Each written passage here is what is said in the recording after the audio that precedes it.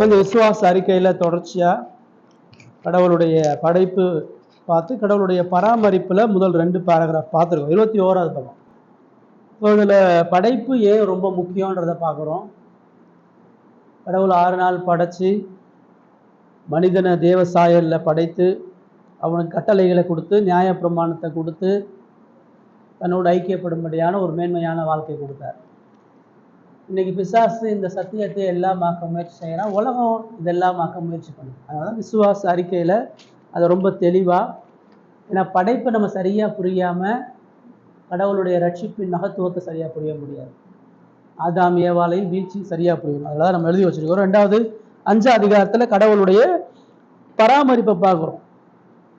அதாவது கடவுள் வெறுமனே படைச்சிட்டு இந்த உலகத்தில் விடாமல் இந்த உலகத்தில் உள்ள எல்லாத்தையும் அவர் ஆண்டி நடத்தி எல்லா படைப்புகளுடைய தேவைகளையும் சந்திச்சு கொண்டிருக்கிறார். அவருடைய அதிகாரம் இல்லாத எந்த படைப்பும் இல்லை. இந்த முழு உலகமும் கடவுளை எதிர்த்தாலும் கடவுள் அதில் தனது ஞானத்தையும் வல்லமையும் மகிமையும் காண்பிக்கிறவராக இருக்கிறார். அவர் ஒருத்தர் தான் மாறாத தன்மையுடைய தவறாத நிலையோட பராமரிக்கிறார் அப்படின்னு சொல்லி பார்க்குறோம். எந்த படைப்புக்கும் அவர் அனுமதி கேட்க வேண்டியதில்லை. எந்த படைப்புட்டையும் யாரையும் சார்ந்து அவர் செயல்பட வேண்டும். அவர் என்ன நினைக்கிறோ அதை செஞ்சுட்டு போயிட்டே இருப்பார். இல்லைங்களா? அவருடைய திட்டங்களை எந்த படைப்பும் குலைக்கவும் முடியாது. யோசேப்பு அவர் தெரிந்து கொள்கிறாரு. ஆனால் சகோதரர்லாம் துரோகம் பண்ணி அவனை குழியில் போடுறாங்க. அவன் எகிப்துக்கு அடிமையாக போகிறான். கடவுள் அவனுக்கு கொடுத்த வாக்குறுதியை எப்படி நிறைவேற்றுவார்? எல்லாரையும் விட அவனை உயர்த்துவேன்னு சொன்னார். ஆனால் அவன் அடிமையாக இருக்கிறான், ஜெயிலில் இருக்கிறான். மனிதர்கள் எல்லாரும் அவனை அடுக்கி கடவுளுடைய திட்டத்தை நிறைவேற்றாமல் முற்பட்டாலும் கடவுள் அதை தான் மகிமைக்காண்டி பயன்படுத்தி எகிப்திலிருந்து அவனை உயர்த்தி சித்தத்தை நிறைவேற்றுகிறார். இதுதான் நம்ம பார்க்குறோம். ஸோ கடவுள் பல வழிமுறைகளை தன்னை காண்பிக்கிறார். இன்னைக்கு 3வது வாசிக்கணும்னு நினைக்கிறேன். 2 வாசம் இன்னைக்கு 3லேருந்து பாக்கி உள்ளதை நம்ம வாசிக்கலாம். வாசிங்க, காலை பண்ணி வாசிங்க. 3, 4, 2 வாசிங்க. இது கடவுளின் பின்னாடி அதுக்கு அடுத்து சாதாரணமாக தனது பராமரிப்பில் கடவுள் பல சாதனைகளை பயன்படுத்தி கொள்கிறார். அவற்றின் துணை இல்லாமல் அவரால் தன்னுரிமையோடு இயங்க முடியும். அவரால் சுய விருப்பப்படி அச்சாதனங்களுக்கு வளமை மாறாக பயன்திறத்தை அளிக்கவும் அல்லது அவற்றிற்கு எதிர்மாறாக செயல்படவும் முடியும். கடவுளின் வல்லமையும் கண்டு அறிய முடியாத ஞானமும் எல்லையற்ற நன்மையும் எல்லையற்றதும் அனைத்தையும் உள்ளடக்கியதாயும் இருப்பதால் அவருடைய இறையாண்மையுடைய நோக்கங்களின்படி முதல் மனிதன் பாவத்தில் விழுந்தமையும் ஏனைய தேவதூதர்களும் மனிதர்களும் பாவத்தில் விழுந்த செயல்களும் நிகழ்ந்தன. பாவம் கடவுள்கிட்ட இருந்து வரல, மனுஷன்ட்டையும் தேவதூதர்கள்ட்ட இருந்தும் வந்திருக்குன்னு சொல்லி சொல்றாரு. கடவுளுடன் அதிகாரம்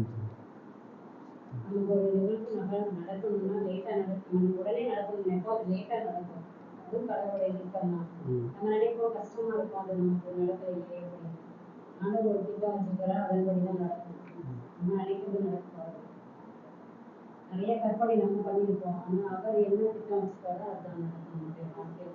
அதுக்காக எடுத்துக்காட்டு தான் முன்னாடி இருக்கு. 3வது பாயிண்ட்ல எடுத்துக்காட்டு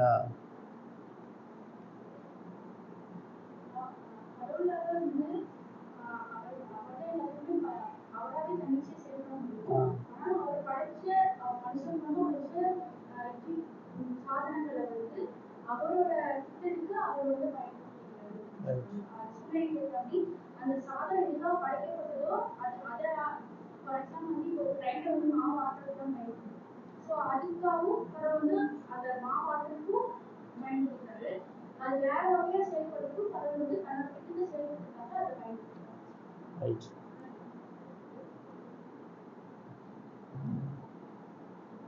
பரிசுத்த நோக்கங்களுக்காக பயன்படுத்தி கொள்கிறார்.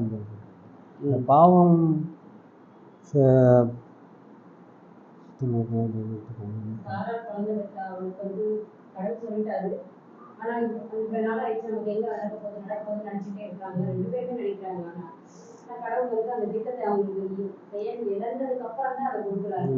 அவங்களுக்கு வந்து அது வந்து நினைக்க கூட இல்லை. அவங்க கடன் கொடுப்பாருன்னு சொன்னாரு. ஆனா அவங்க கொடுக்கலையேன்னு தான் அது சந்தேகத்தோட தான் இருந்தாங்க. அவங்க உறுதியோட இருக்காங்க. ஆனா கடவுள் அது ஆச்சரியமா அவங்களுக்கு கொடுத்தாரு. அந்த அந்த வயது இழந்த அந்த சத்தையெல்லாம் இழந்ததுக்கு அப்புறம் கொடுத்தாரு. அது ஒரு ஆச்சரியமான நிகழ்வு. கடவுள் கொடுக்கணும்னு நமக்கு நினைக்கிறது கட்டாயம் கொடுப்பாரு.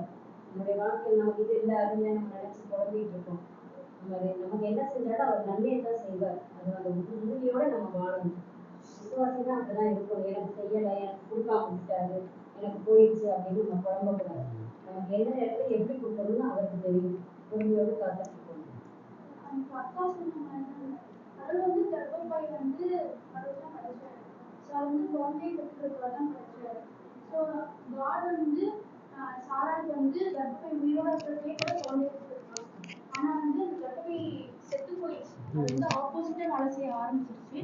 ஆனாலும் தேவன் வந்து தன்னோட திட்டத்தை நிறைவேற்றணுன்றதுக்காக அதையும் ஆண்டவர் வந்து தன்னோட தன்னோட க்ளோரிக்காக, தன்னோட மகிமைக்காக, தன்னோட திட்டத்தை செயல்பட்டுன்றதுக்காக அந்த செத்து போன கர்ப்பப்பையும் அவர் வந்து வேலை செய்ய வச்சாரு.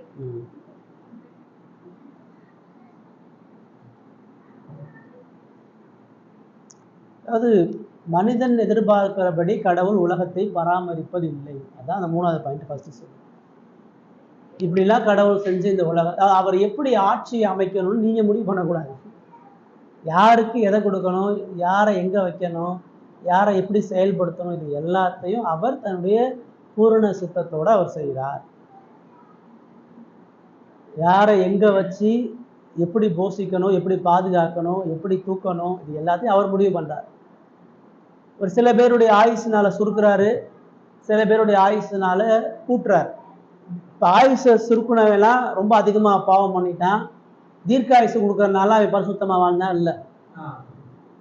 பரிசுத்தமா வாழ்ந்தவனையும் பாதி வயசுல எடுத்துக்கிறார். துன்மார்க்கனை ரொம்ப தீர்க்காயுசா வாழ முடியாமல் செய்கிறார். இதை ஏன்னு கேட்க முடியாது, அதையும் ஏன்னு கேட்க முடியாது. ஆனா ரெண்டுலையுமே அவருடைய பரிசுத்தத்தையும் நோக்கத்தையும் நிறைவேற்றி முடிகிறார். நான் மனுஷனுக்கு என்ன பிரச்சனைனா இதை புரிஞ்சுக்க மாட்டான். அவர் நல்லா தானே இருந்தாரு, அவர் கடவுளை தானே தேடினாரு, அவர் உண்மையா தானே இருந்தாரு, அவர் எதுக்கு கடவுள் இப்படி தண்டிச்சாரு, அவர் எதுக்கு கடவுள் இப்படி கஷ்டப்படுத்துறாரு. யோபுவுடைய வாழ்க்கையில அதான் நம்ம பார்க்கணும். யோபுவுடைய வாழ்க்கையில கடவுளுடைய பராமரிப்பு என்ன? பைபிள் சொல்லுது அவன் உத்தமே, அவன் சன்மார்க்கன், அவன் நீதிமான், பாவத்துக்கு வளர்னவன் சொல்லுது. ஆனா பைபிள்லயே அவனை போல கடவுளுடைய கரத்துல அடி வாங்கினவன் யாரும், அவனை போல உயர்த்தப்பட்டு கீழே விழுந்தவன் யாரும் இல்லை. ஒரே நாள்ல கொஞ்சம் கொஞ்சமா நடக்கல, ஒரே நாள்ல அரண்மனையில இருந்து நடுத்தருவில் வந்து நிற்கிறான். சம்பாரிச்ச சொத்து போச்சு, வேலைக்காரங்க போயிட்டாங்க, புகழ் போச்சு, மரியாதை போச்சு,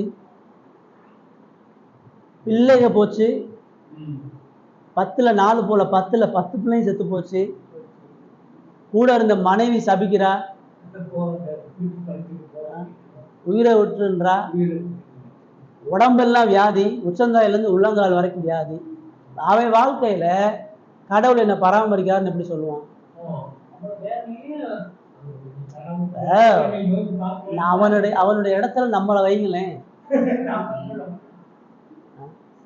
ஒரே நாள்ல பிள்ளைங்க செத்து, வீடு இடிஞ்சு, வேலை இல்லாம போய், எல்லாமே இழந்தா கூட எப்படியாச்சும் உழைச்சி சம்பாரிச்சிடலாம், ஏதாச்சும் திரும்ப கட்டியா நினைச்சு இப்போ உடம்பெல்லாம் வியாதி வந்துருச்சு, இவன் உழைக்கவும் முடியாது, சாப்பிடவும் முடியாது, இவன் போய் இன்னொருத்தங்கிட்ட நிற்கவும் முடியாது, இவன் போய் கடவுளுடைய பராமரிப்பு எப்படி சொல்லுவான்?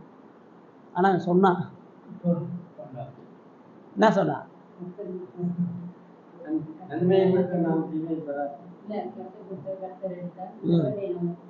ஏன் அப்படி சொன்னா? எப்படி சொல்ல முடிஞ்சிச்சு?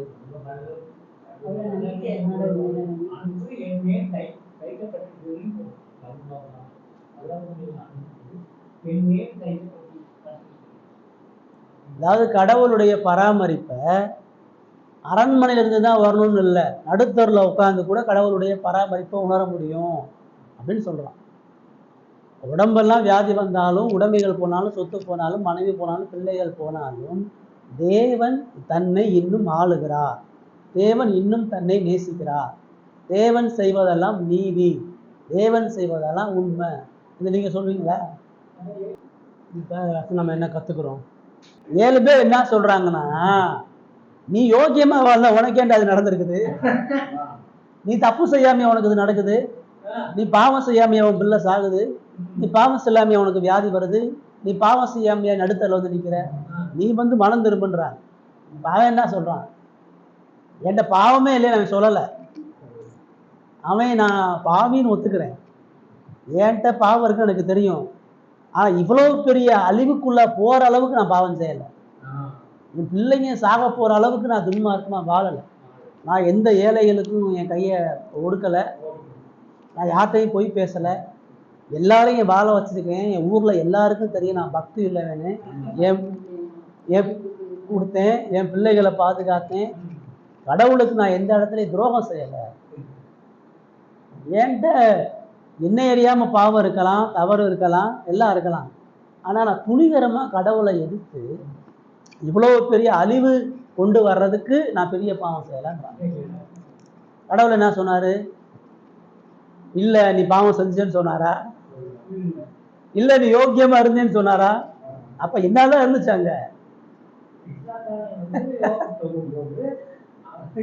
பிசாசு யார்கிட்ட போய் கேட்கறான்? பிசாசு அவனா வந்து வியாதி கொடுத்தானா? அப்ப யாரு அனுமதிக்கிறா? அவன் வாழ்க்கையில வியாதி, அவன் வாழ்க்கையில நிர்பந்தம், இது எல்லாத்தையும் கடவுள் தனது பராமரிப்புல அனுமதிக்கிறார். எல்லாரும் எப்படி கேள்வி கேட்கறாங்க? யோபை பார்த்து கேள்வி கேட்கிறாங்க, நீ சரியில்லைன்றா. அப்ப யோபு என்ன சொல்றான்? நீங்க சரியில்லைன்றான். நீங்க சரியில்லைன்றதுக்கு அப்புறம் கடவுளே சரியில்லைன்றான்.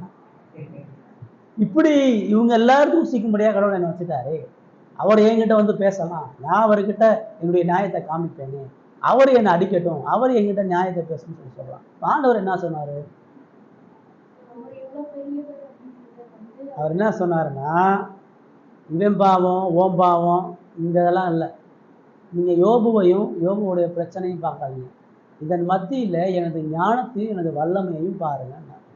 அந்த பிரச்சனை வந்தனாலதான் அவனுடைய வாயில அவ்வளவு வார்த்தை வந்துச்சு. அந்த பிரச்சனை வந்தனால்தான் சுத்தியுள்ளவை எல்லாமே இந்த யோபுவுடைய கடவுள் யாருன்னு அறிய வச்சார்.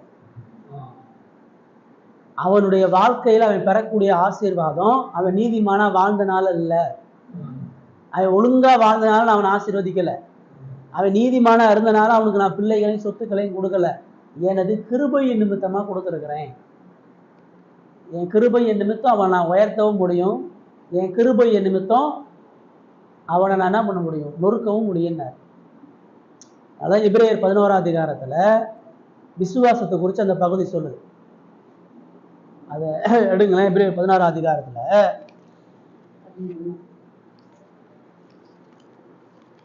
கடைசி பகுதியில் அவர் சொல்றாரு,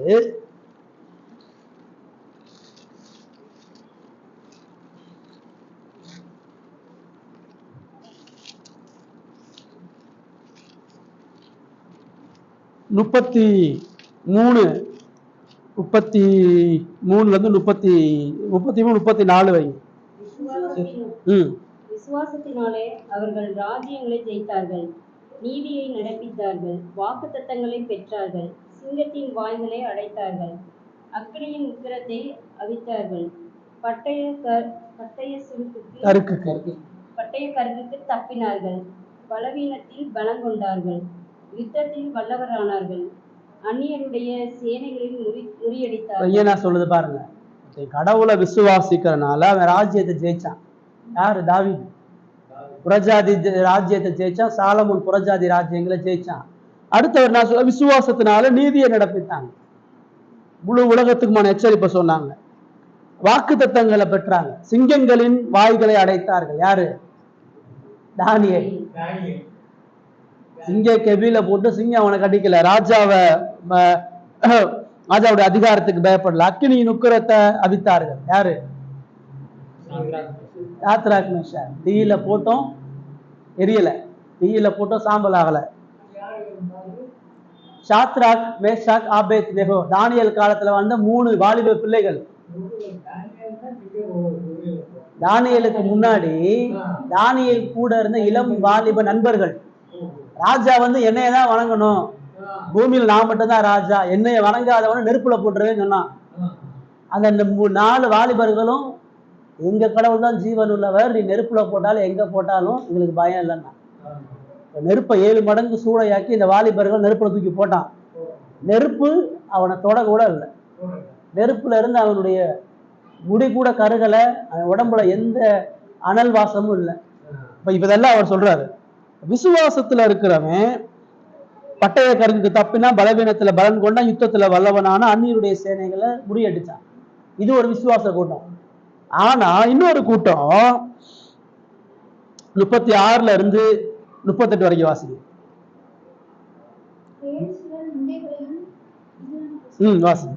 வேறு சிலர் நிந்தைகளையும் அடிகளையும் கட்டுகளையும் காவலையும் அனுபவித்தார்கள், கல்லெறியுண்டார்கள், வாளால் அறுப்புண்டார்கள், பரிசை பார்க்கப்பட்டார்கள், பட்டயத்தினாலே வெட்டப்பட்டு மறித்தார்கள், செம்மறியாட்டு தோள்களையும் வெள்ளாட்டு தோள்களையும் போர்த்து கொண்டு திரிந்து குறைவையும் உபத்திரவத்தையும் துன்பத்தையும் அனுபவித்தார்கள்.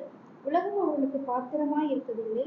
அவர்கள் வனாந்தரங்களிலேயும் மலைகளிலேயும் பொய்களிலேயும் பூமியின் வெடிப்புகளிலேயும் சிதறண்டு அலைந்தார்கள். இவர்கள் எல்லோரும் விசுவாசத்தினாலே நற்சாட்சி பெற்றும் வாக்குத்தத்தம் பண்ணப்பட்டதை அடையாமல் போனார்கள். பாருங்க, இப்ப முன்னாடி சொல்லுச்சு, ராஜ்யத்தை ஜெயிச்சான், சிங்கத்தை ஜெயிச்சான், அக்கினியை ஜெயிச்சான், நீதியை நடப்பிச்சான், உயர்ந்தவனா இருந்தான். அடுத்து என்ன சொல்றோம்? அதே விசுவாசம் சிலருக்கு பாடுகள் நிந்தைகளை கொடுக்குது, அடிகளை கொடுக்குது, கட்டுகளை கொடுக்குது, காவலை கொடுக்குது. ஏசாயா, எரேமியா, எசேக்கியேல் இவங்கெல்லாம் கடவுள் மேன்மையா வைக்கல.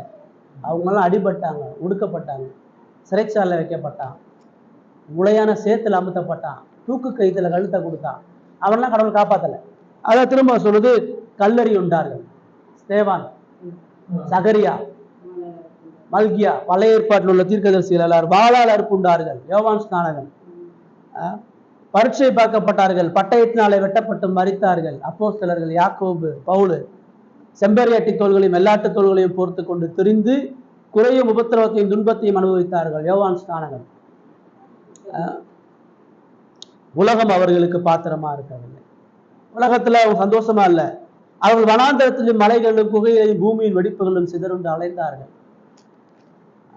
இடம் தங்குறதுக்கு இடம் இல்லை, சாப்பிட்றதுக்கு சாப்பாடு இல்லை, இக்கட்டுகள்லையும் உபத்திரவங்கள். இதனால அவன் கடவுளுடைய விசுவாசத்தை இழந்து போயிட்டான். கடவுளுடைய பராமரிப்பை இல்லை, அவன் கடவுளை நேசில.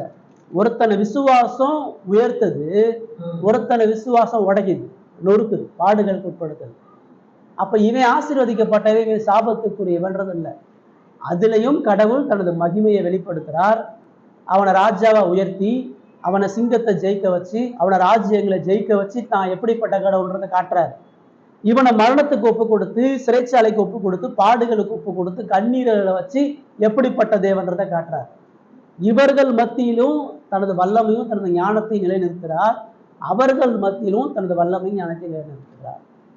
பராமரிப்பின் வழிமுறைகள் தான் வேற, செயல்பாடுகள்ல அவர் தனது மகிமையை வெளிப்படுத்துகிறவரா இருக்கிறார். அப்ப இதுதான் சரி, இதுதான் தப்புன்னா நம்ம யாரையும் எதை செய்ய முடியாது. அவருடைய பராமரிப்புல அவர்கள் விசுவாசத்தினாலே நற்சாட்சிப்பட்டு வாக்குத்தத்தம் பண்ணப்பட்டதை அடையாமல் போனார்கள். அவர் தான் சொந்த குமாரனை கொடுத்தார் பாருங்க, அதுதான் உண்மையான வாக்குத்தத்தம்.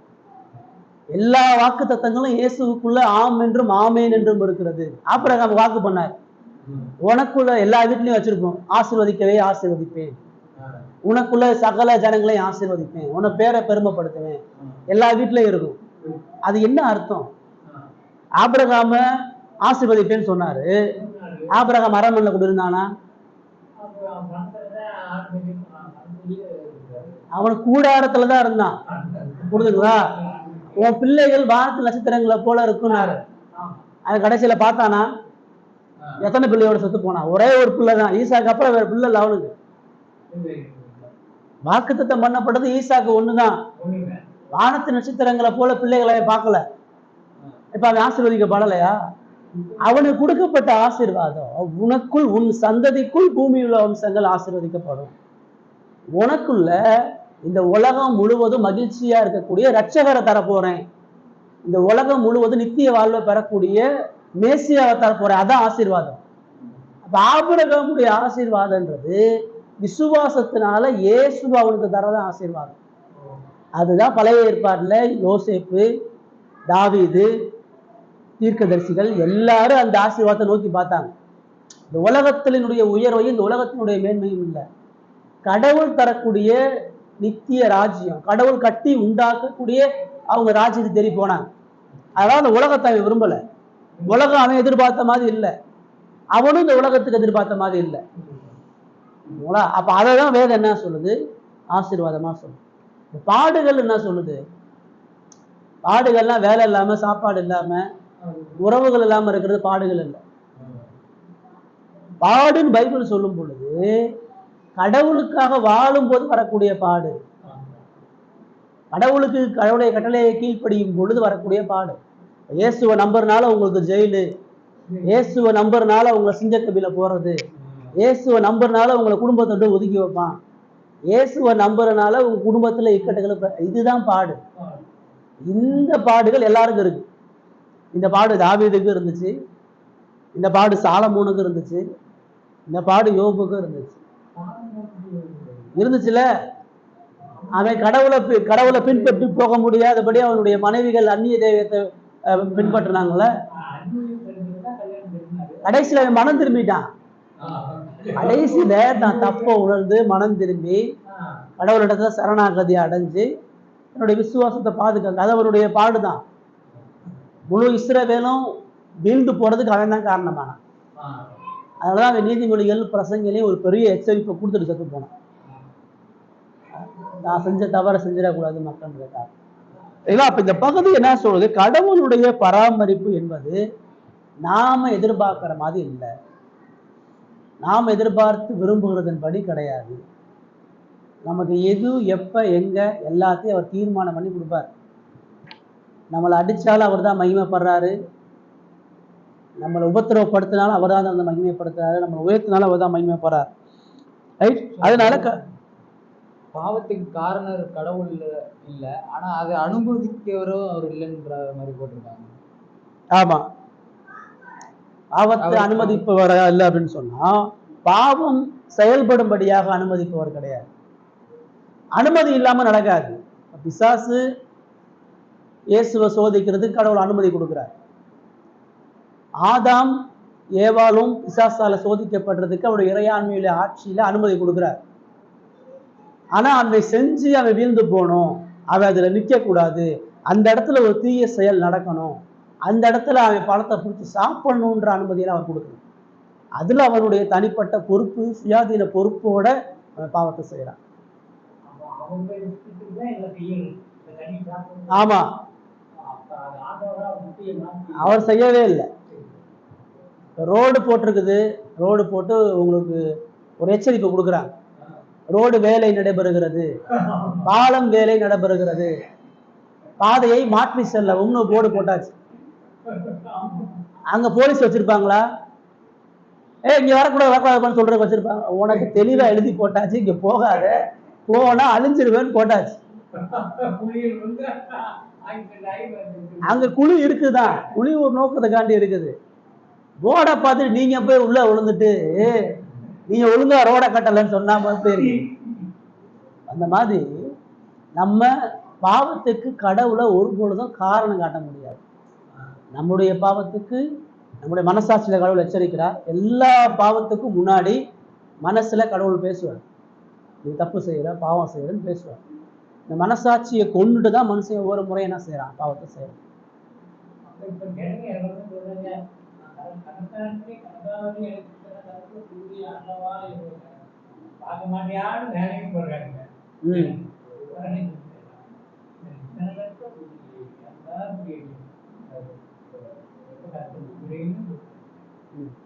கஷ்டத்தை ஏன் கொடுக்கிறேன்னு அவன் கேட்கிறான்ல, கஷ்டத்துக்காக தான் என்ன செஞ்சுன்னு கேட்கிறானா?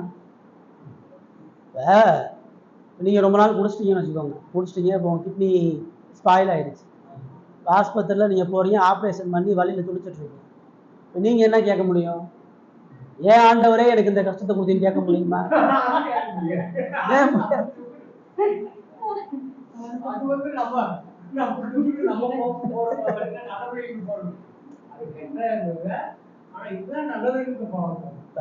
எல்லா மனிதர் குடிச்சு அறிவிக்கும் போது போய் குடிச்சு வீணா போச்சு.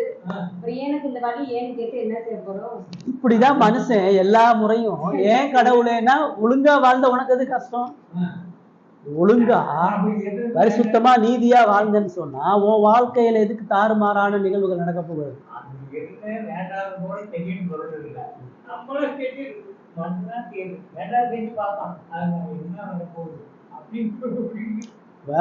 யோபு புலம்புனாலும் கடவுள் அவனுக்கு என்ன பதில் சொல்றாரு? இப்ப அவன் அந்த இழப்புகளுக்கும் அவன் அந்த அடிகளுக்கும் நியாயம் இல்லாதவனா? கடவுள் அவனுக்கு அநீதி செஞ்சுட்டாராங்க. அவன் எவ்வளவு நீதியா வாழ்ந்தாலும் அவன் எவ்வளவு உண்மையா வாழ்ந்தாலும் அவன் பாவத்தோட தான் வாழ்றான். கடவுள் அவன் பிள்ளைய கொல்றதுக்கும் அவன் சரீரத்தை கொல்வதற்கும் முழு அதிகாரமும் இருக்குது. ஏன்னா ஒவ்வொரு பாவத்தையும் கடவுள் நித்தியமா நியாயம் தீர்ப்பார். அவன் ஒருவேளை இந்த உலகத்துல மக்களுக்கு முன்னாடி பாவம் இல்லாம உண்மையா வாழலாம். ஆனா அவனுடைய இருதயத்துல அவனே சொல்றான், இருதயம் என்ன அறியாம பாவம் செஞ்சிருக்குன்றான். ஸ்திரீனிடத்துல பிறந்தவன் யாரும் சுத்தமா இல்லை, நானும் சுத்தம் இல்லைன்றான். என்கிட்ட பாவம் இருக்குன்றான். பாவத்தினுடைய சம்பளம் மரணம் தானே. அப்ப பாவத்துக்கான தண்டனையை கடவுளுக்கு கூட எல்லா அதிகாரமும் இருக்கு. அப்ப ஆதாமுடைய சந்ததியில பிறக்கிற யாரையும் கடவுள் சங்கரிக்க முடியும். ஆதாமுடைய சந்ததியில பிறக்கிற எவ்வளவு நீதிமானையும் பரிசுத்தவானையும் கடவுள் நீதியா நரகத்துக்கு அனுப்ப முடியும். அதான் நிறைய முறை நான் உங்களுக்கு சொல்லியிருக்கிறேன். அதாவது ஆதாம்கிட்ட சொல்லிட்டாரு, இதை நீ புசிச்சேன்னா சாகவே சாவான்னு சொன்னார். இப்ப அவன் புசிச்சுட்டான், பிசாசுக்கு செவி கொடுத்துட்டான். கடவுள் இப்ப ஏதேன் தோட்டத்தில் அவனை வந்து சந்திக்கலைன்னா இந்த உலகம் என்ன ஆயிடும்? எல்லா மனிதனும் இந்த உலகத்துல ஆதாம போல கடவுளுடைய வார்த்தைக்கு எதிராக பாவம் செஞ்சுட்டு இருந்திருப்பான். அப்ப இந்த உலகத்துல பிறக்கிற கோடான கோடி மக்கள் பாவம் செஞ்சு ஆதாம போல மீறுதலுக்கு உட்பட்டு ஆக்கினைக்கு எதுவா இருப்பாங்க. இப்ப அவ்வளவு பேரையும் இந்த ஒட்டுமொத்த உலகமும் பாவம் செஞ்சு மரிக்கும் பொழுது ஆதாம்ல இருந்து ஆதாமுடைய சந்ததி எல்லாரையும் கடவுள் நரகத்துல போட்டுட்டாருன்னு வச்சுக்கோங்க. அது நீதியா?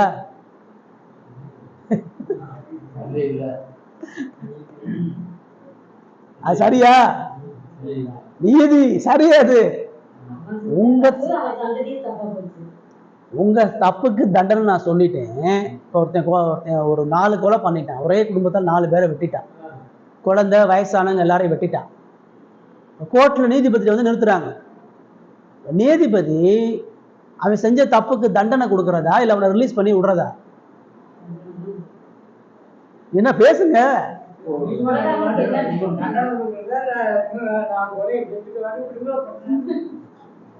இன்னும் 4 கொலை பண்ணி விடுதலை பண்ணணும்ன்றீங்களா? விடுதலை பண்ண சொல்றீங்க அவனை.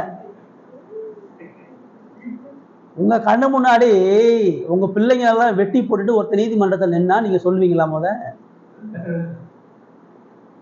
இல்ல உங்களே எல்லாரும் முன்னாடி அவமானப்படுத்தி 4 அரை அரைஞ்சு உங்க கையை வெட்டின ஒருத்தனை நீங்க குற்றவாளியா நிக்கிறீங்க, பாதிக்கப்பட்டவரா நிக்கிறீங்க, குற்றவாளியா இருக்கிறாங்க. ஜட்ஜு கேட்கிற என்னப்பா சார் என்ன சொல்லுவீங்க? ரிலீஸ் பண்ணலான்னு சொல்லுவீங்களா?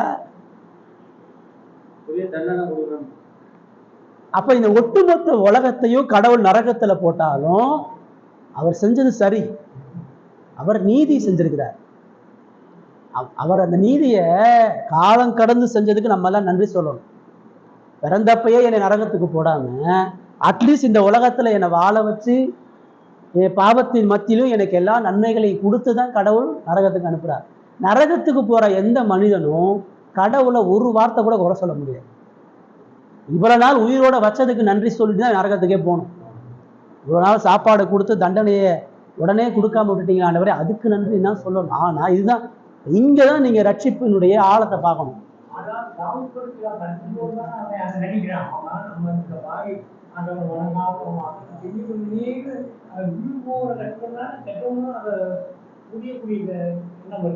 அப்படி புரியக்கூடாதுல்ல. கடவுள் எப்ப உணர்த்துறாரோ அப்ப என்ன செய்யணும்?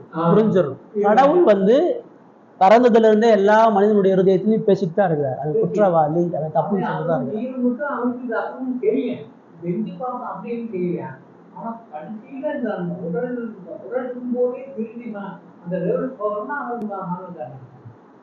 எல்லா அதை ஏன் நீங்க செய்யறீங்க? நல்ல அறிவு கொடுக்குறாருல்ல. அவன் அறிவுலாம் கொஞ்சம் கரெக்டாக கொண்டு போட்டு அறிவு இல்லாத சரி, கவனிங்க. ஒரு விஷயம் என்ன சொல்லுது, கடவுள் எல்லா மனிதனையும் நியாயமா நரகத்துக்கு தான் அனுப்பணும். ஆனா கடவுள் அதை செய்யாம புசிக்கும் நாளே சாகவே சாவாயின்னு சொன்னாரு. ஆனா சாப்பிட்டான் சாகல. ஏன் சாகல? சாப்பிட்டவன் ஏன் உயிரோட இருக்கிறான்? 930 வருஷம் வரைக்கும் உயிரோட இருக்கிறாங்க. இதுதான் கடவுளுடைய கிருபைன்னு சொல்லுது. அவர் சொன்னாலும், அவர் தண்டிக்கிறேன்னு சொன்னாலும் அதுக்காண்டி அவர் வார்த்தையை மாத்தல, தண்டிச்சுட்டார். அவனை சாக வச்சுட்டார், அவனை வாழ வைக்கல. அவனை ஏதேன்லையும் துரத்திட்டாரு, சைரத்து விட்டையும் துரத்திட்டார். ஆனா தண்டனையை காலம் கடந்து கொடுத்தார். ஏன்னா அவன் மனம் திரும்பணுன்றதுக்காக, அவன் காப்பாற்ற பண்ணுன்றதுக்காக. இப்போ நியாயமா அழிக்க வேண்டிய ஆதாம் ஏவாளுக்கு கடவுளே இறங்கி வந்து, அவன் போல தப்பு செஞ்சுட்டு அவன் போல மன்னிப்பு கேட்க, அவன் விடுதலைக்காண்டி போல அவரே இறங்கி வந்து அவனை தண்டிச்சு அவன் நிர்வாணத்தை மூடி அவனுக்கு பதில் ஒரு மிருகத்தை கொண்டு அவனுக்கு பதில் தான் குமாரனை அனுப்புறேன்னு சொல்லி அவனை மீட்கவும் ரட்சிப்பதற்கும் தன்னை பலியாக அவர் ஒப்பு கொடுத்தார்.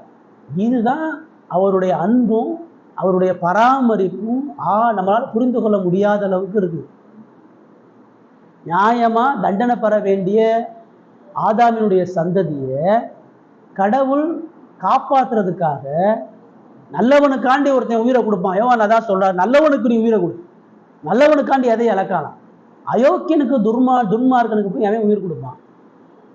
அப்ப நம்ம பாவிகளா சத்துருக்களா கடவுளை அவமானப்படுத்தின நிலையில கடவுள் நமக்காக தான் அவரை கொடுக்கல. உங்களுக்காண்டி நான் சாகிறது வேற, உங்களுக்காண்டி என் பிள்ளையை நான் கொள்றேன்றது ரொம்ப வித்தியாசம் தான். நான் நேசிக்கிறேன் என் பிள்ளையை கொள்றதை என்னையை கொள்றதை விட அதிகமான வழி. ஆனால் கடவுள் உங்களுக்காக எனக்காக அவரால் எதை செய்ய முடியாதோ, அவரால் எதை இழக்க முடியாதோ அதை அவர் இழந்தார். அப்போ நீங்களும் நானும் அவருடைய பார்வையில் எவ்வளோ பெரியவர்கள். அவருடைய குமாரனை விட நீங்கள் நானும் பெரியவர். அவர் குமாரனை கொன்று உங்களை என்னை நேசிச்சிருக்கார். அப்போ அந்த அன்பு எப்படி போலியாக போகும்? அந்த அன்பு எப்படி நம்மளை கைவிடும்? அந்த அன்பு எப்படி நமக்கு துரோகம் செய்யும்?